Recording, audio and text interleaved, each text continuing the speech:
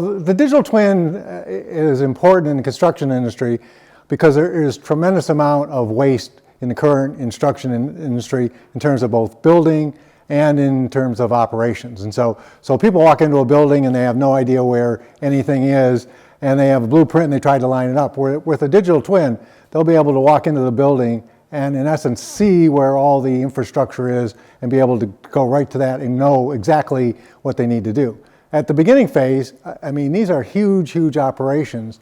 And quite frankly, one of the big problems is that in project management of these buildings is that the day they start, the project is gone and they have to restart it. So the ability of having a digital twin to be able to, on a daily basis, have the digital twin reflect what exactly is being done so that they can replan to know that they're not sending somebody to an area that they can't do the work because the previous stuff hasn't been done. So there's huge amounts of inefficiency in the construction industry. Numbers are 50% plus that will have the ability.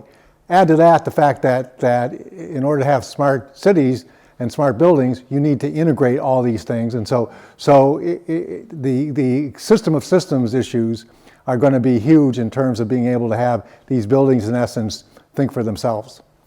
Yeah, so that's a little more difficult, but in essence, I'm going to talk about what the digital twin model is and the idea of why we want to move physical work into the virtual world. In fact, what I'd really like to do is to be able to design my buildings virtually, test out my buildings virtually, manufacture and build the buildings virtually, and support the buildings virtually, and only when I get it all right do I want to go out and have to move around expensive materials.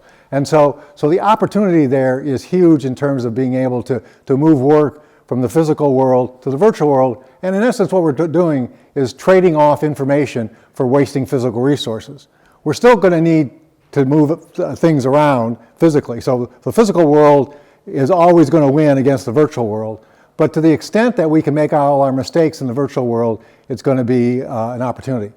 I'm going to finish up by talking about all the technologies that are coming online that are going to make this happen. So there's a huge amount of computing capability coming and also other technologies that are going to make the digital twin realizable.